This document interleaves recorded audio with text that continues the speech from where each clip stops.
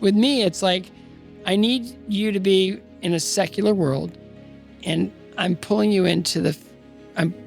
pulling you into the faith-based world. Over time, I've been able to talk about my faith more in each of my speeches, and the reaction has been always positive. Like I was on Dr. Oz talking about my brain tumor, and I just said, I just felt like I shouldn't treat this one. I just felt like the Lord was telling me, get strong. And so I went home and got strong, and it kept shrinking. And he's like, what did your doctor say? And I said, well, I asked him, I go, can you explain this? And he just shrugged and said, God. And the audience erupted. Every time I turn on my phone or the TV, it feels like the world's falling apart. The news is full of chaos, and if that's all you ever see, it's easy to believe everything's just getting worse. But that's not what I'm seeing behind the scenes. In real life, in our communities, I'm watching God move like I've never seen before. I've seen lives restored, churches growing, revival happening at business events, people stepping out in faith, and God giving dreams and visions, calling people to rise up and make a difference. And that's why I started Transforming Communities, because I want to show you what God is actually doing right now. I want to introduce you to my friends, people who are stepping up, taking risks, and transforming their cities for the kingdom. So if you're tired of bad news and you've been wondering if God still moves, He does, and these stories prove it. To support what we're doing and to hear more stories like this, make sure to like this video and subscribe to the channel. And if you want to be notified every time a new podcast drops, just click the bell icon next to the subscribe button. With that being said, let's jump into the Transforming Communities podcast. This episode is brought to you by our friends at Be Bold for Jesus. If you've ever felt the urge to live out your faith more boldly, to step up and make an impact in your workplace, your church, or your community, this conference is for you. The Be Bold for Jesus conference is coming back to Spokane, Washington. It's a weekend packed with worship, encouragement, and practical tools to help you live out your faith confidently. You'll hear from incredible speakers who are living examples of what it means to be bold for Christ. Tickets are on sale now at BeBoldForJesus.org. That's BeBoldForJesus.org. Grab your tickets today and let's be bold together. Scott Hamilton is an Olympic gold medalist and one of the most recognizable figure skaters of all time. He dominated the sport with 4 USA championships, 4 world championships, and of course that unforgettable gold medal at the 1984 Winter Olympics. After retiring from competition, he helped create Stars on Ice and became a familiar voice in broadcasting, bringing his love for skating to audiences everywhere. But Scott's story goes far deeper than medals and spotlights. I first learned about Scott when I was just a young kid watching the Olympics with my mom. And if I'm being honest, I wasn't exactly pumped about watching figure skating at the time. But then this guy steps onto the ice, throws a backflip in the middle of the routine, and I was instantly hooked. What makes Scott even more incredible is what he's overcome. As a kid, he spent years battling a mysterious illness that left him physically small and constantly in and out of hospitals. Skating became his refuge, the one place he felt strong, confident, and alive. Later in life, he faced another enormous challenge, reoccurring brain tumors. Each diagnosis brought fear, uncertainty, and the possibility of losing everything. But Scott met those seasons with courage, deep faith, and an unshakable determination to keep moving forward. With the support of his family and a grounded trust in God, he found a way not just to recover, but to turn his pain into purpose. And today he's a father, a husband, an author, a speaker, and he's the founder of the Scott Hamilton Cares Foundation. It's an organization dedicated to advancing cancer research and bringing hope to families facing their own battles. We had the opportunity to attend this year's Scott Cares fundraiser, and it was absolutely off the chain. The energy, the stories, the heart behind the entire night, it was powerful to see firsthand the impact Scott and his team are making. And just to show you the kind of man he is, when we finished recording this podcast, Scott actually filmed a personal video message for my mom. He didn't have to do that, but he did, and it meant the world to her and to me. At the end of this episode, we've included a quick recap of the event and a message to Scott himself. We had a blast hanging out with him, and I hope you enjoy this conversation as much as we enjoyed putting it together for you. With that being said, here is Scott Hamilton talking about being bold for Jesus. Well, deep Mr. Scott subject. Hamilton is in the house, ladies and gentlemen. Scott, this is going to be a fun one for me. Oh. You made ice skating cool. Let's hope. So that was a fun time. And Oh, thank you. for me growing up, my mom, we would, the Olympics back in the early 90s and stuff. We had just a little TV in the kitchen. Yeah. We'd all sit around and watch it. Oh, and wow. then you'd show up. Isn't that funny how just all of it's changed? Yeah. You I mean, know, I'm talking a little television. Yeah. So you had these little tube TVs, and Yeah. then all of a sudden the flat screens start coming in. And then now there's cable television first, right? So cable blew up, and now people didn't have like 3 or 4 channels in their home anymore. They had like 100 channels in their home, then 200 channels in their home, and then all the competing. And then you have devices. You can watch TV on your computers or whatever. And then they streaming devices, and then you can watch whatever you want, whenever you want to watch it.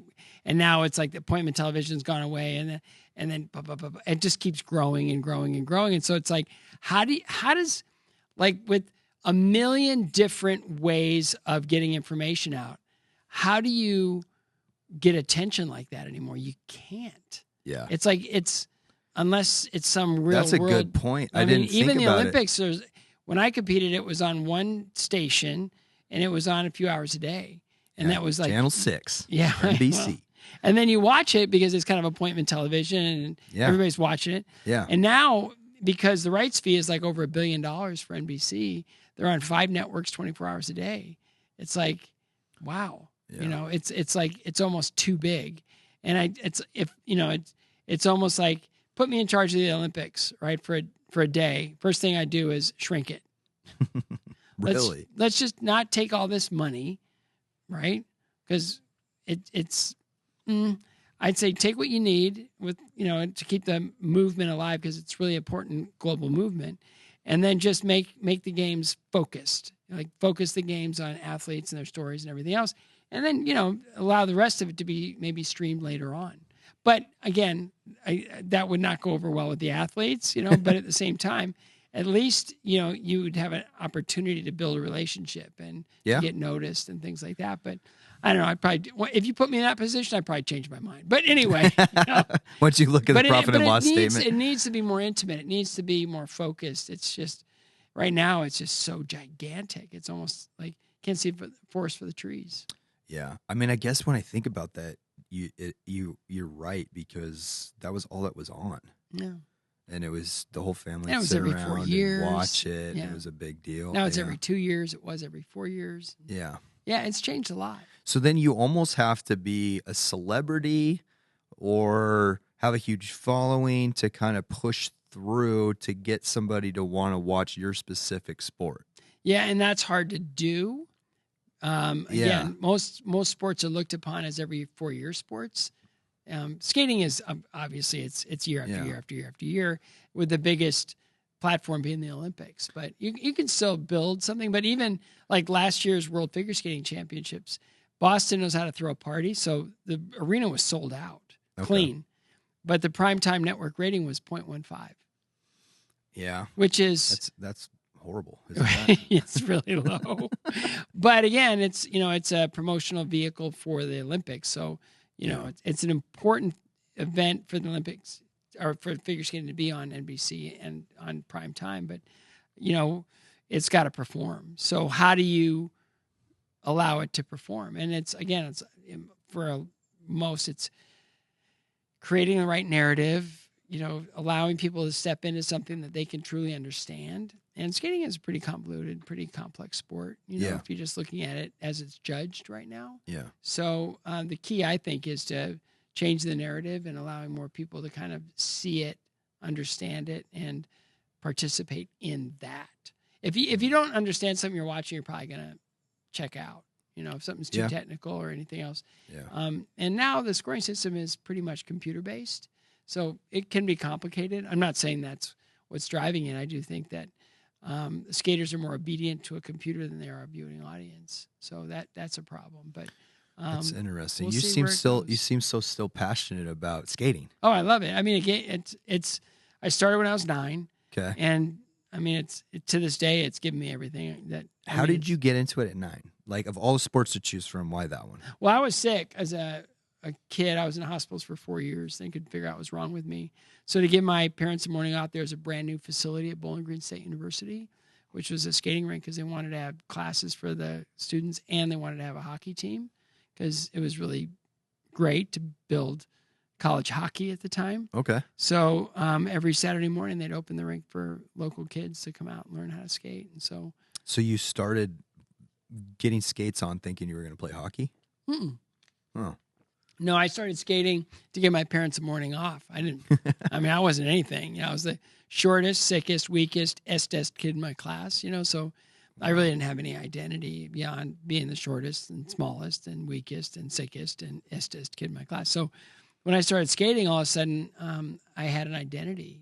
It's like all of a sudden I found something I could do as well as other kids in my grade. I could skate as well or better than them. And it's like, woo, like I finally have an identity. And it comes down to self-esteem. If you feel good about yourself, it gives people permission to feel good about you too. And so, I was never disliked. I was teased a lot, because I was, an easy win. Back then. Easy target. Well, for kids. Kids are my mom brutal. was really great about all that stuff. It's like if I got teased for being adopted, she just said, "Say this, and then they won't bother you anymore." It's like, you What did sure? she tell you? She said, next time they tease you about being adopted, just say, "Yeah, I was adopted. My parents actually chose me. Your parents got stuck with whatever came out." So That's a great line. Yeah, so it worked. They stopped.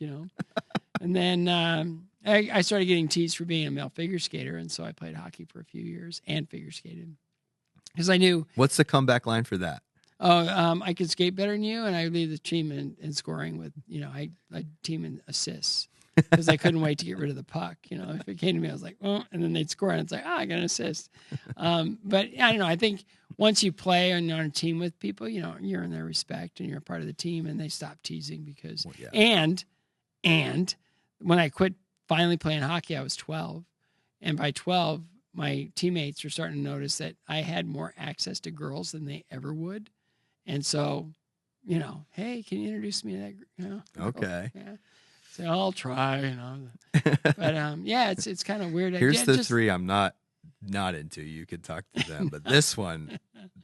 Now, there were some girls from Cleveland that were all pretty cute, and they all wanted to kind of get to meet them, and none of them wanted to get set up, so it was kind of like a losing battle. But it was fun, just the fact that I had access and they didn't, That's so funny. You've had such an iconic career. No, thank you. And does winning a gold medal make you more bold for Jesus, or does golf do that for you now? Well, it's funny how golf has become a very, kind of a glorifying experience. I'm terrible, but where I play is in Nashville, and it's stunningly beautiful. Okay. And I'm just reminded of his creation, and I'm just in awe of it all the time. So no matter how bad I play, it's like, thank you, Lord. This is your creation. Thank you, Jesus, for seeing me through everything. And thank you, Holy Spirit, for just reminding me that this is to be absolutely recognized as for what it is. And that's this beautiful, amazing, incredible worship opportunity. And, then I'll have to go look for a ball because I hit it in the water or something. But I don't really care. None of it. But it's the pond's beautiful, right? Well, it's all beautiful. Everything about it's beautiful. And it's funny because now, I come in or whatever, and they go, how'd you play it? And it's like, what do you say? It's like, no surprises. There was no surprises. If I get a hole-in-one ever, that'll be a surprise. Okay. It'll be like, oh, there's, hey. But other than that, maybe next time in Tennessee, I'll hit you up. We'll go golfing. Yeah, we'll pray fun. over the balls. Yeah, there's no surprises. And now it's funny because I have my oldest, dearest friend is a hilarious guy, and we have a Super Bowl bet. And whoever wins the Super Bowl bet gets 4 dozen Titleist Pro Vs from the other. Nice. Right? So it's a good bet. Nice bet. So I started... Topher, calm down over there. Yeah, I started personalizing them, right? Okay. And so when I won, I guess it was like 4 or 5 years ago, my friend Jay put on the balls, property of Scott Hamilton, please return. So I get the balls back anytime anybody finds them. They're in my locker at the club.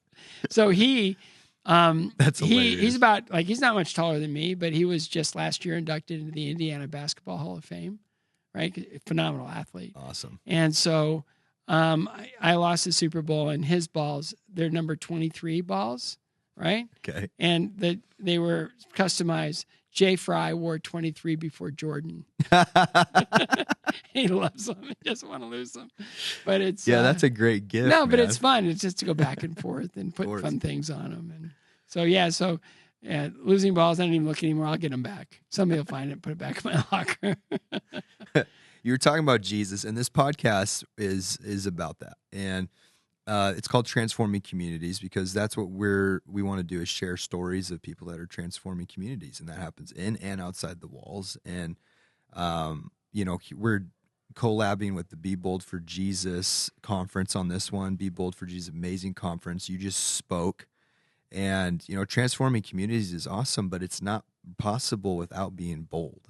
What's something that God's asking you to be bold about right now in your life? I just think he just, I'm allowed to understand when he intervenes, which is unique, because we all just feel like we're, flapping in the breeze. Am I doing it right? Am I this or am I that? But even today, just speaking, I just felt his presence. I just felt, just the Holy Spirit just keeping me, because I can get distracted easily. It's like, oh, scroll. I forgot what I was supposed to say next. Hey, man, ADHD people make the best athletes. Yeah. Come on. So I was like, what was I going to say? I don't know. But more and more, I feel like I'm allowed to just rest in his presence and I'm always just begging, just, it's not me, it's you. And I can't do this without you, and I'm not smart enough, good enough, anything else to do this without you. So, and I don't want to do it without you. So please just let me step aside and you speak through me, and we'll be good. Because, I think if we're really smart, we're constantly fighting imposter syndrome. Like I'm stepping on a stage in front of a lot of people. You still have that? Constantly. Seriously? Always. But, Wow. It always comes down to if it's his will, it'll go well. And if he wants me to learn, then I'll stumble and I'll learn. Right. I come across all these really outrageous quotes. It's like, anytime I do a motivational thing, it's like, what's failure? Talking to people about failure. Oh, it only has one ingredient. We tend to take our failures, and this is the crazy thing about, just Christianity, right? Even Christians take their failures and put them in a bag and carry them around with them. And I remember the day I was baptized, and I was living in L.A., and we were going to church at Pepperdine. And wait, people can get saved in L.A.? Well, there's pockets. But I remember coming out of the water, and I was like, what's this? And got ready, and my wife was going. She had our young son with her, and she and her best friend were going out to lunch, and I was headed back to the house to watch football. And she said, "Are you okay?" And I go, "Yeah." She goes, "How do you feel?" And I just said, "Lighter." I dropped the bag. I just dropped it. Because it was like I just surrendered everything. It's like I don't have to carry it, but it still creeps in. It's like, my old self. When I did, I just regret that. I wish I wouldn't have, it's like all the things we do before we understand who we are. Yeah. Those things the enemy still goes, of course. Go, stop it. Just leave me alone, please. But in that, it's like, I try to tell people, it's like failures are, just drop the bag. Information is the only thing we get out of failure. It's the only thing. And so like John Wooden, the old basketball coach, his great quote was, my teams never lose. And they won a lot, right? Yeah. But there's still some, they weren't just there were a bunch, But he said, no, they win or they learn. Yeah. And, it's like, I always tell a story about my son, Max, my youngest son, when he started playing hockey, and they lost like 2 weeks in a row in the house league, 10-0 or something. He gets in the car and he's like, I go, what's wrong? I'm just embarrassed. And it's like awful. We got killed. And I go, what happened? He goes, well, he skates so much faster. And I go, what does that tell you? And he goes, I got to work on my skating. It's like, yeah. What else? He goes, every time I got the puck, they take it away. And I go, it's kind of the nature of the game. I go, but what did that tell you? And he goes, I got to work on my stick handling. I go, good. I go, and I go, can I ask you a question? He goes, sure. I go, if you would have won today, what would you have learned? And he looked at me and said, Nothing? I go, exactly. So we have to learn. What a cool thing to do as a dad, though. Oh, yeah. What a great conversation He's to have such with a your cool boy. kid. And he's always with me on the road. He's not with me here, but he's just, he's just the joy. He and my son, my other birth son, and my 2 adopted kids are just the joys of my life, and I learn from them all the time. That's so cool, man. Yeah. I love that you have a heart for adoption. Yeah. And it came because you were adopted. Yeah. A lot of it's that. A lot of it was my wife having her heart shattered for Haiti, and she's been down there 28 times.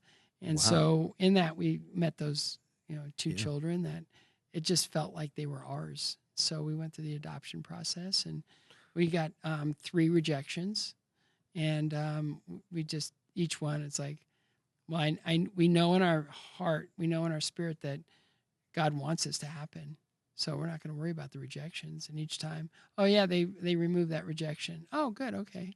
It's like back in the game. It was never like we thought, oh, that means we're not supposed to bring him home. It's like, no, we're supposed to bring him home. Something will, Lord will make something happen when, it'll go away. And sure enough, every single time it did. So we brought him home, and it's been 11 years since we brought him. And they're now adults living their lives, and they got their own identities, and they're just doing it. And so that's all we can hope for. It's like my oldest, it was like me. He was prodigal. He went through all of his junk, and I've never shared that with an audience before, that like I did today, where winning the Olympics was a great thing, but it was also, it put me in a position of, well, now I've got familiarity, notoriety, fame. Yeah. And now I've got, like, my parents were both school teachers. Now I have a lot of money coming in. It's like, if that doesn't wake up the deepest, darkest part of your spirit, nothing will. And yeah, I was a jerk, I just wasn't living right, and I knew it. But then, you get to that fork in the road. What was the fork in the road for you? Fork in the road was cancer. Well, no, it was always something. It's a pretty big fork, bro. Well, no, I mean, I do think that me getting God allowed it. He didn't give me cancer. He allowed it because he knew it would be for the greater good. Like ultimately, where do you go when you're up against something like that? You look up every time. Even the most dedicated atheist, if he's in a life or death situation, will pray. It just happens, Yeah. So I just, I told the story of when Sergei Grinkov, he was a Russian pair skater. He was on tour with me, and he had a beautiful wife and 3-year-old daughter who was kind of like our mascot. And I was talking to him, and 5 minutes later, he's laying on the ice in the other rink, dead. Wow. He died of a heart attack at 28 years old. So things like that you never get over. But it was there that I remember vividly that I just went into an empty locker room and I said, God, don't do this, please. Yeah. What good could come out of this? And then the next year is the year I got cancer. So it's like, it was always there. Yeah. And I always believed, I just didn't know, because I grew up in sports, what are the rules to this game? And there aren't. It's just, you step into faith. Yeah.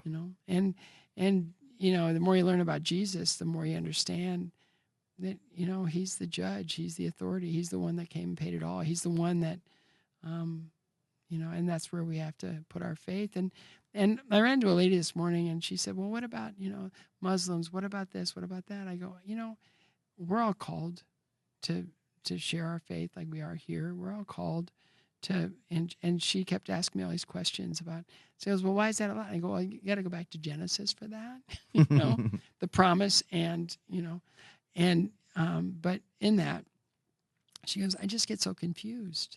And I just said, well, just spend time and he'll reveal everything to you in time, and even that, it's like, I believe I'm called to love every single person I come across, regardless of their faith, regardless of their whatever, doesn't matter. It's, he says, love your neighbor. And then the guy goes, who's my neighbor? And the answer is yes. Yeah. And love the Lord your God with all your strength, heart, mind, and spirit. Right. So, but it just, I don't know. I do think all this division in our world and all this division, all this, animosity and all this, it's like, I don't recognize it. I do think because people that, who is God, right? God the Father, it's not in his nature to be, and of course you go back and there were issues, that he definitely took care of, to eradicate this and to, but a lot of it, you look and his nature is not, it's to redeem. Yeah. To have relationship. Yeah. To redeem. He's our creator. It's like, then my whole being here doesn't make any sense. Right. So, but I do, I know people from all over the world, whether it be, people that celebrate their relationship in Buddhism or in Islam or whatever, and love them all. I have no reason not to. You can get along with anybody. I have no reason not to. And yet you still are bold in your faith and sharing your faith. If they want to talk about it, I'm really happy to talk about it. But it's like lead with love, always. And that's just something that the enemy hates. The enemy wants us to be at each other's throats all the time. The enemy wants to, say, well, you're talking to so-and-so? Like, how could you? And it's like, we're supposed to. Yeah, how else are they going to hear? Yeah, or how else are we ever going to develop a relationship? Yeah. It's always about, and it's not like I'm here to, I don't always feel, and maybe I'm wrong, and maybe this will, get me thrown out. But I think we're called to evangelize when it's appropriate and to respect when it's not. God, to trust God to take care of all that. We're here to make disciples of all nations. Yeah. Okay, I get that. But at the same time, I think when we look at how connected the world is now, and we look at social media, and we look at the fact that we don't even have the bandwidth to look after our own backyard because we're worried about something that's happening on the other side of the planet, and we're so invested in gathering as much information as possible that it's almost like it becomes white noise after a while. We just can't hear anything because there's so much coming at us. And so your approach is more, I'm going to build a relationship first, and if and when God opens the door, I'm going to do that. So you would be more of like a relational evangelist, would be more your gifting and just maybe, or maybe not. I think it's I think it just comes down to the situation, whatever the situation is. But and I don't know. Again, that may not be the right answer, and but I think we're all called differently to do different things. Like your calling, is totally a calling of redemption, right? And my calling is more to be light to darkness. I'm supposed to be that. I'm supposed to be put in a basket. I'm supposed to be a communicator. I'm supposed to be doing. I guess I never chose that.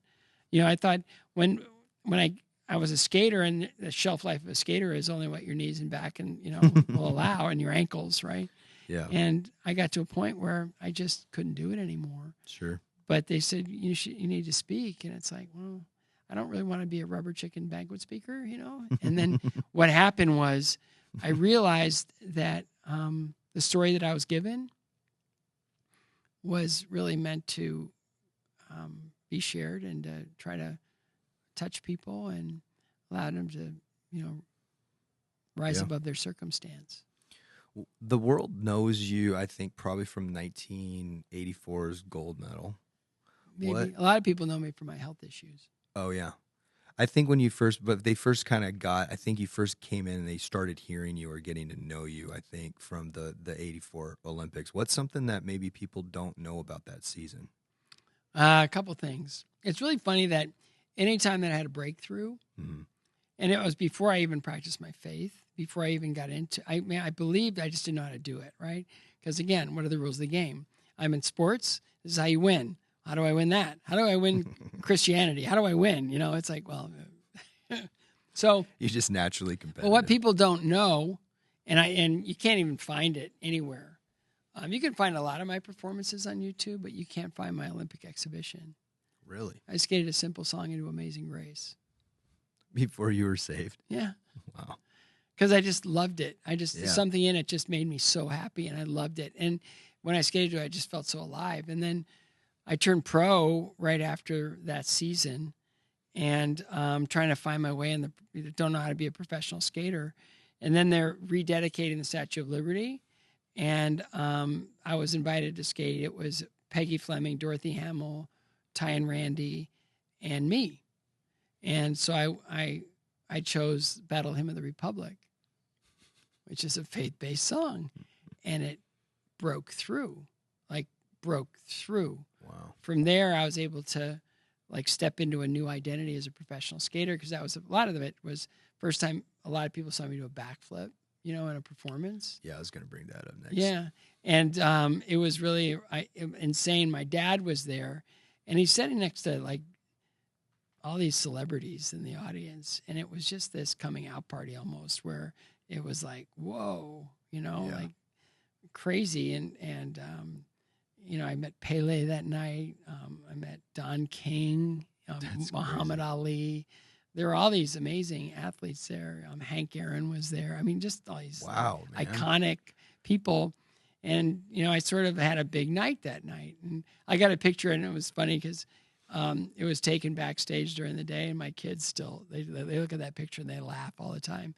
It was Mike Tyson before Mike Tyson was Mike Tyson. He was just coming into his own. And, it's just all these Forrest Gump things that happened in that. But it was just like those two songs, basically one culminated the end of an amateur career, and the other one allowed me to step into a professional career that lasted 20 years. Man, that's so incredible. Because my first memory was, trying to think, the early 90s. And as a kid sitting there, my mom loved ice skating. And I got to be honest, as a boy, you're going I don't know if ice skating is my thing. Like when basketball comes on or track or something, hit me up. And then I saw you do a backflip, bro. That was bananas to me. It was really weird. The Lord used that in a really remarkable way. Because a lot of people were doing it back then, but most people think I was the first one to do it. In my head, that's what I would have thought. No, there was a guy that competed on the world level. He had one at the end of his program in 75 and 76, and he won the freestyle at the World Championships both years. And then they banned it. They don't want it. We can't have this. We can't do this. I even asked him why, because I was a delegate at the International Skating Union Congress one year. I go, why don't you have backflips?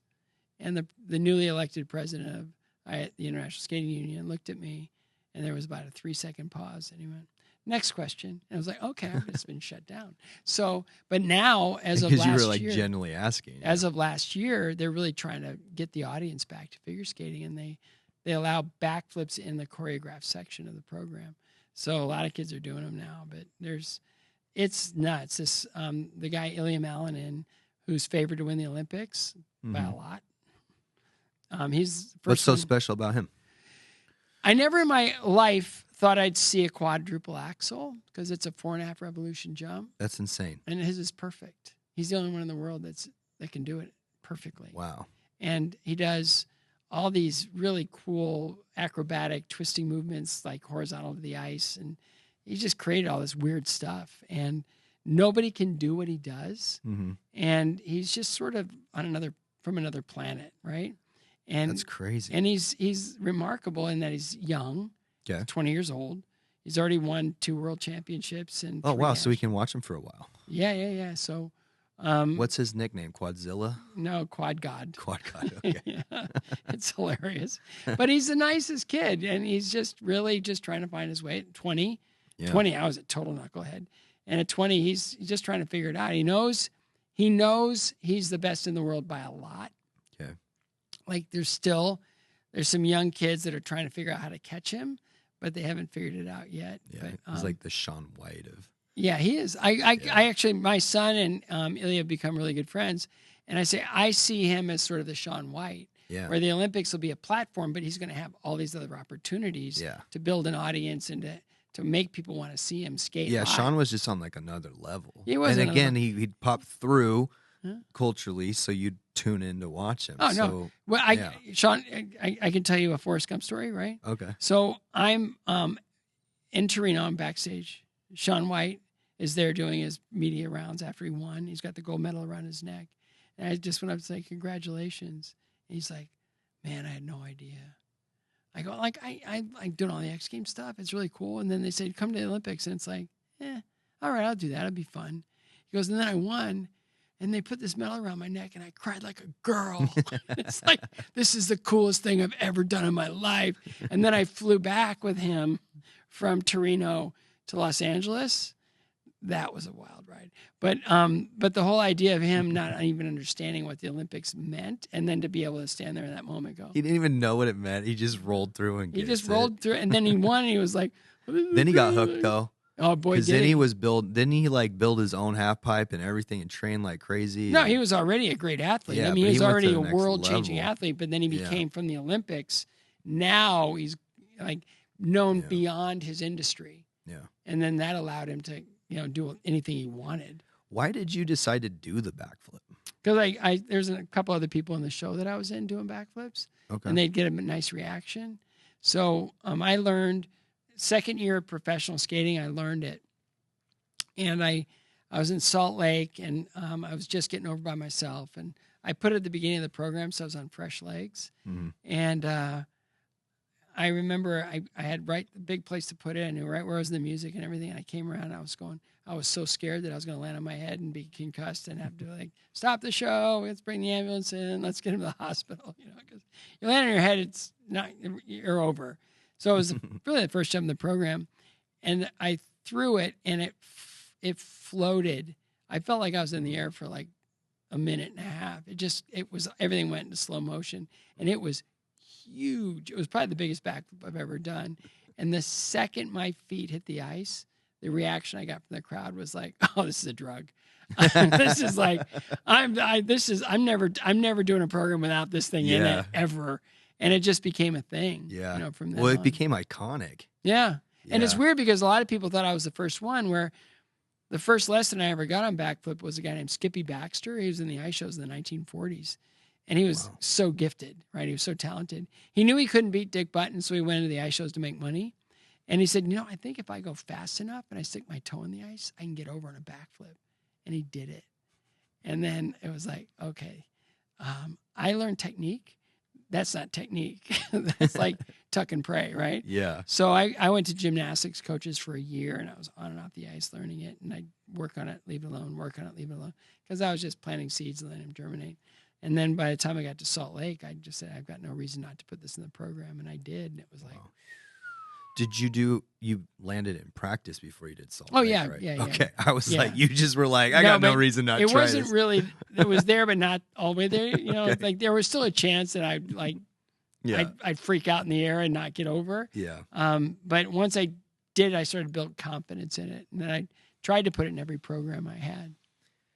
God's got us right now, kind of in this bold move for us. We just purchased a local strip club, like we were talking about, Awesome. turning it into Freedom Center to help fight trafficking. And it's been a crazy journey, man. And we're just it's going to be fun on the other side of it to just see what comes of the obedience. What's the boldest thing God's asked you to do, and what was the fruit of that obedience?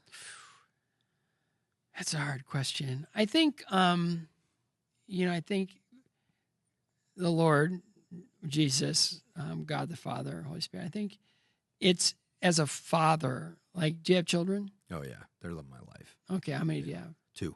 All right. So you have 2. Yeah. Is your relationship with each of your children identical? No. Not even close. They're not even remotely So the when same. you look at God the Father, that he knows every hair on your head, mine's easier than yours, right? But he knows every hair on every head of every person on the planet. And every That's relationship is unique. Yeah. He asks different things from each and every one of us. He asked you to buy a strip club and turn it into a redemption place where taking people out of trafficking, right? Yeah. That's huge. That's neck turning. People are gonna have to buy neck braces. Like, what just happened, But with me, it's like, I need you to be in a secular world, and I'm pulling you into publicly pulling you into the faith-based world. So now, over time, I've been able to talk about my faith more in each of my speeches, some more heavily weighted than others. And the reaction has been always positive. Like I was on, Wow, really? I was on Dr. Oz talking about my brain tumor. And I just said, I just felt like I shouldn't treat this one. Wow. I just felt like the Lord was telling me, get strong. And so I went home and got strong, and it kept shrinking. And he's like, what did your doctor say? And I said, well, I asked him, I go, can you explain this? And he just shrugged and said, God. And the audience erupted. And I was like, wow. Okay, I need to remember these things, because I think there's a lot of people out there that want to really step into faith. They just, I think the world, and especially now, with things need to be modeled, right? I need to know it's okay. I need to know before I take that diving board that there's water in the pool, because, and so for me, it's been more like I'm given permission to be more, and then I hear it's like, no, you better not hear, because you're going to be rejected. You're going to be this, you're going to be that. And it's like, well, I guess if that's going to be a source of rejection, then that maybe I shouldn't be there in the first place, And so I'm being asked to interact with a lot of people. Yeah. And I'm being asked to go places and do things that I never would have thought possible. But he wouldn't put me there if he didn't want me to be there, and if he didn't want to use it for his good. So I just try to operate in faith.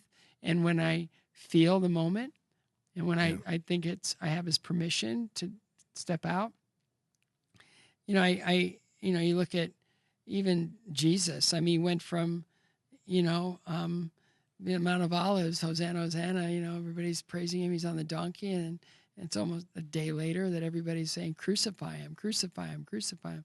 So if that's going to be my life, then okay. I know that ultimately, with everything I've been through health-wise, that I've been really lucky, that are fortunate or blessed to be able to live a normal, semi-normal life. I always joke that I've never been this old before, but I've had I've had 18 birthdays my mom didn't get to have, and I've had 2 birthdays my dad didn't get to have. So I'm here on house money. I'm okay.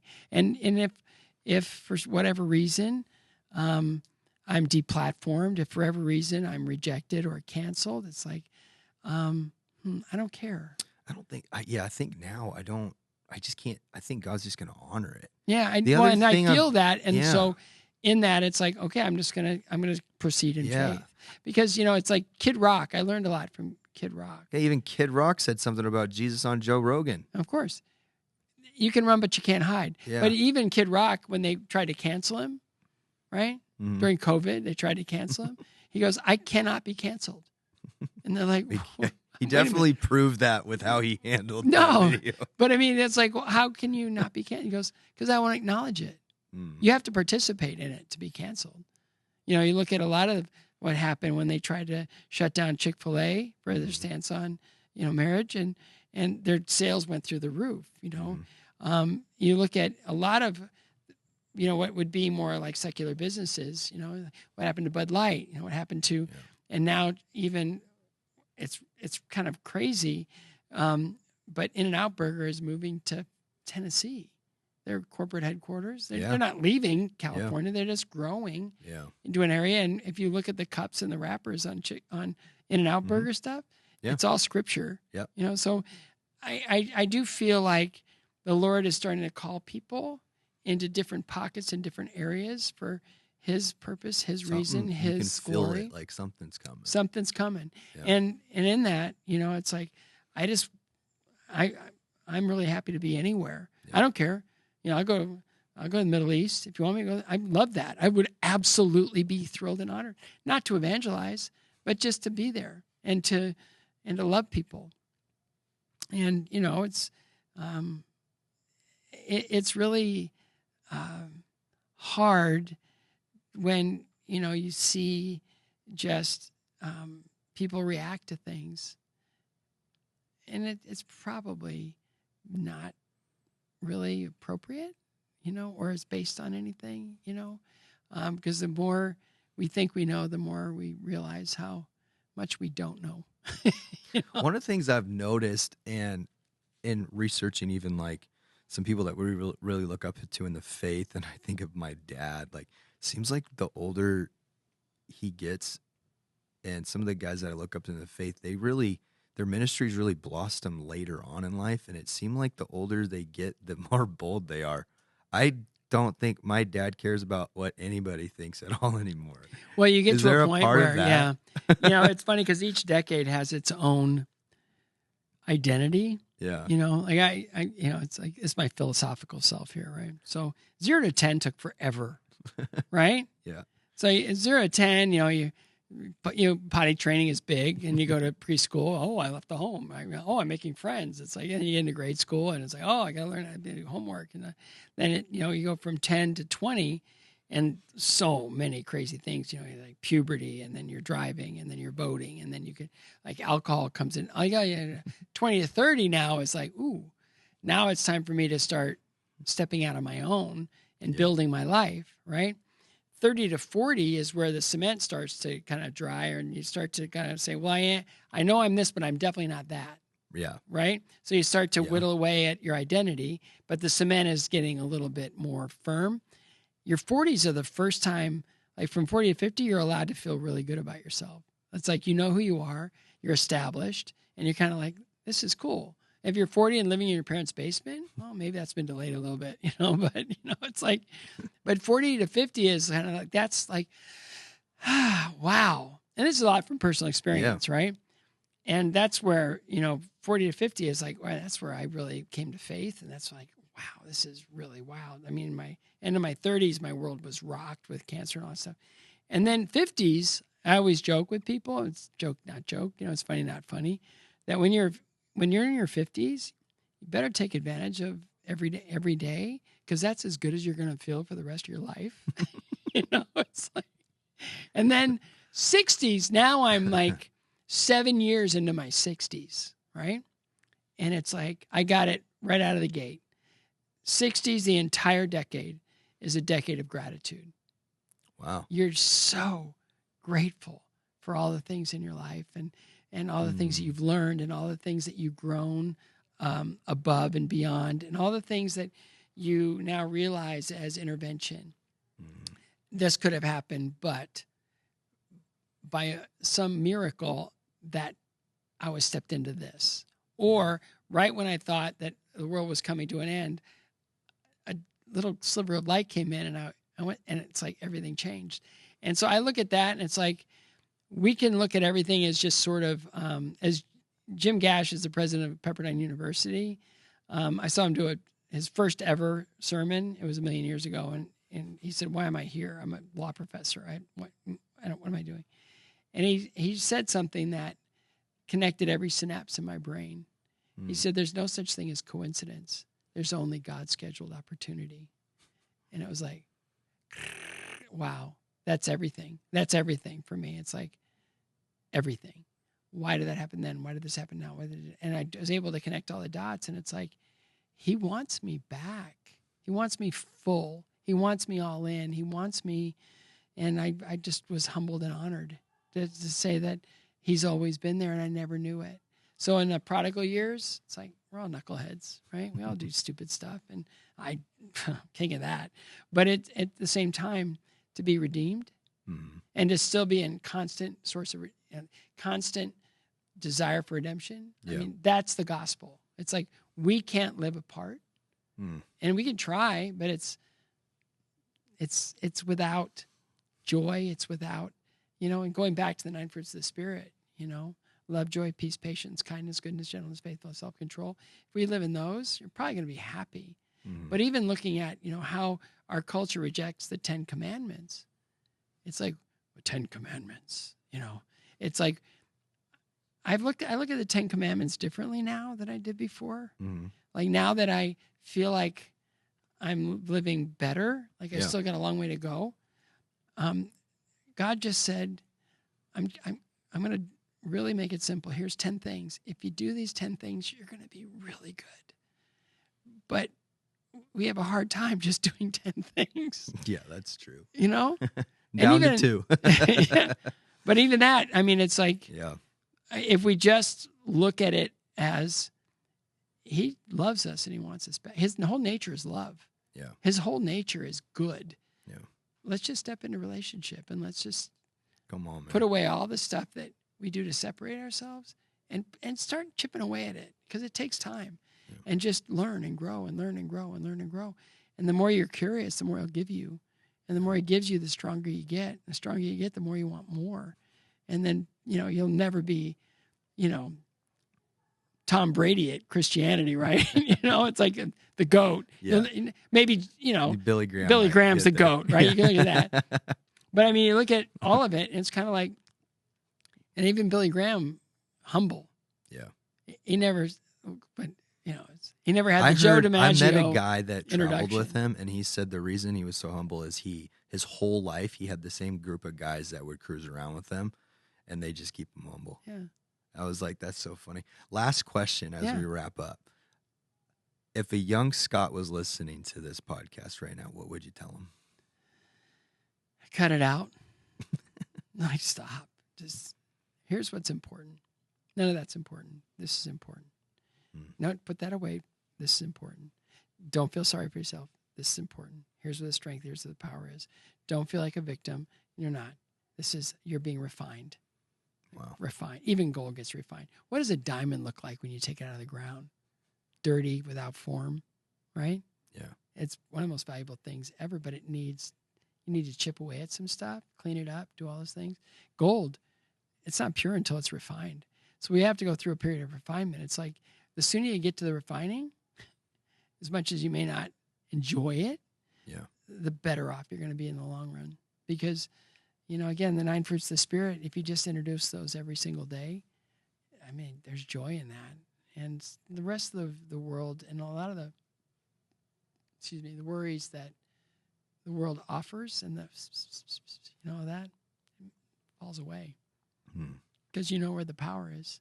Yeah. And I always felt like I was just like in the breeze, like just getting, you just watch something in the breeze, right? It's just bashing into everything. That's how I felt before I understood who he was and who he is. Wow. And I thank my wife for that every day. I mean, it was the fork in the road. She goes, "Where are you in your relationship?" I mean, I love our dating, but we can't go any further until I know we're aligned on this. And it was like, come on, man. Hallelujah.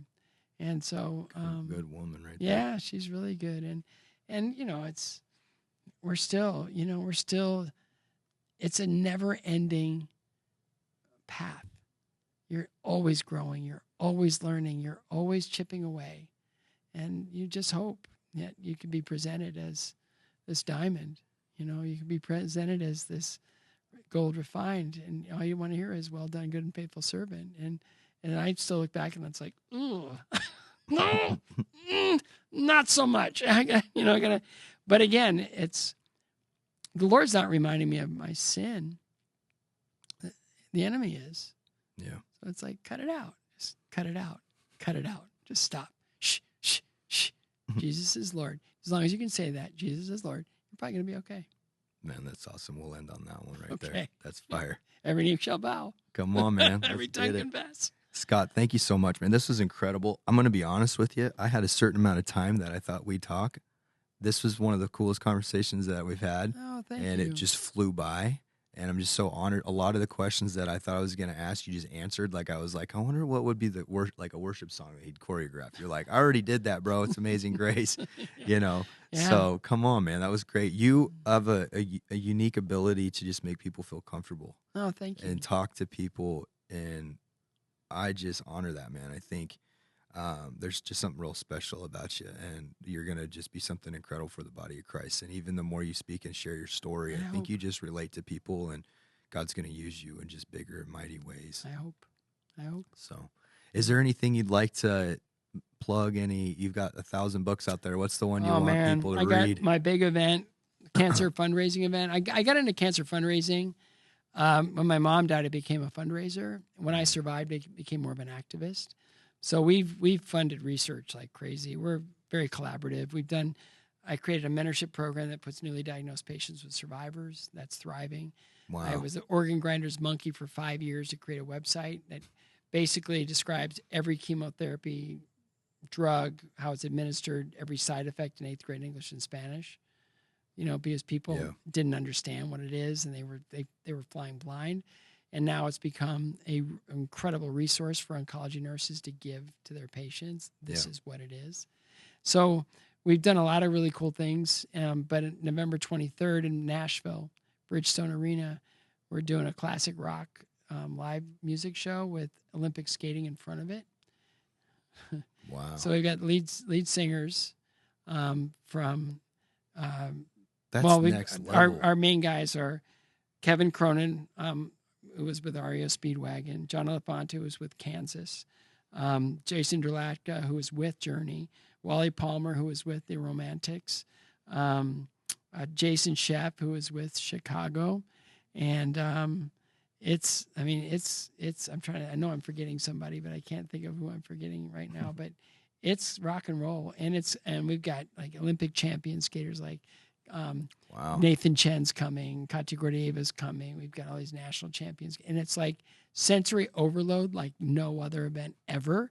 And you go and you're listening to these songs that you've heard 1,000 times, 1,000,000 times, and they're being performed on the ice, and they're doing flips and triples and quads and all these lifts and throws and all these things. You're seeing all this incredible action in front of these singers singing their songs. That's next level. It's so cool. But you walk out of there and you go,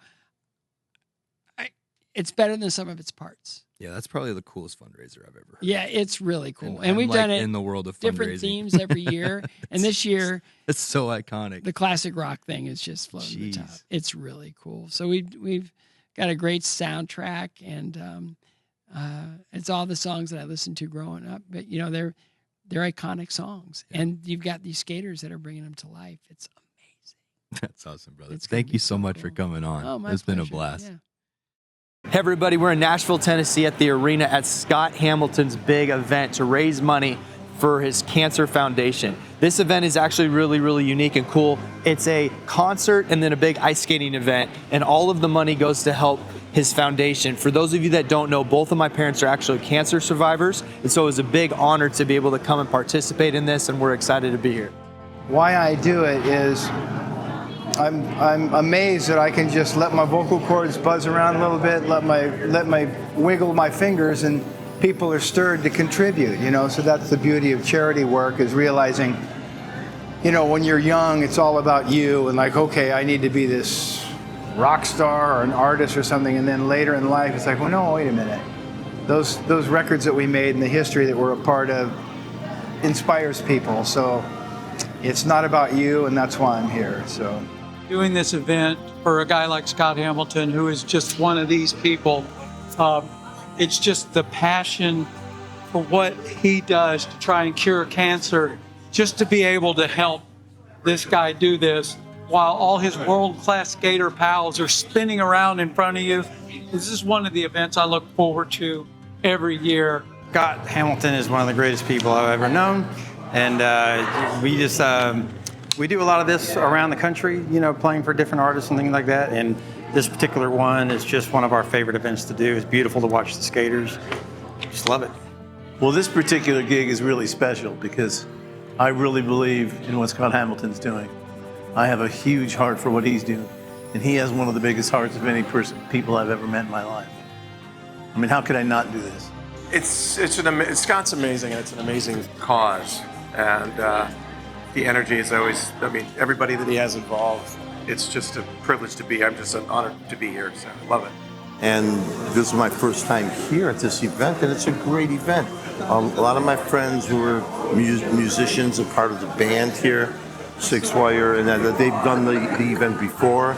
I've always heard about it, and I was just deep down inside always wanted to know if I'd ever be asked to take part in it. And I was this year, so I'm very glad to be here. Very happy to be here. Wonderful event, great charity. I love Scott too. Come on. Well, I'm quite a skater. A lot of people don't know that about me, but when Scott called, seriously, when Scott called, I was like, of course I will do this event. I mean, these are the kind of things that just fill your soul.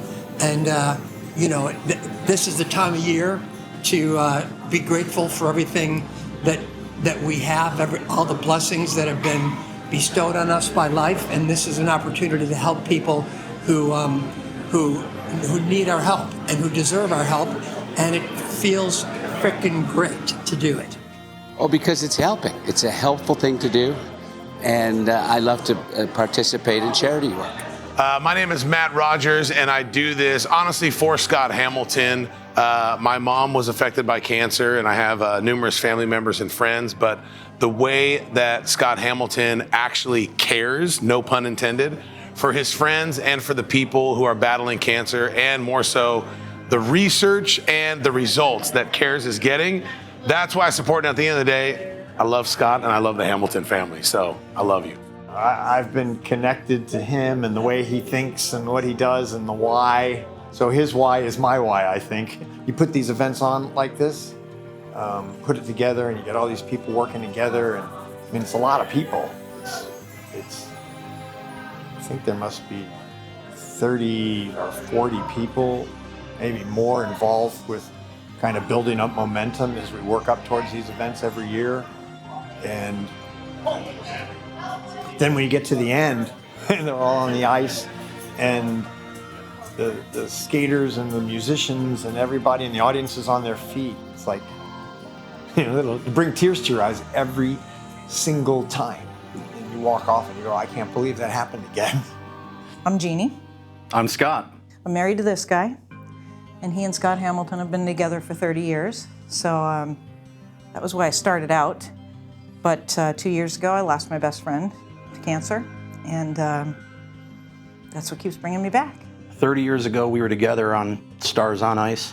Without knowing it, Scott has taught me so much about life that I could never repay that. He personally took care when my daughter had an issue.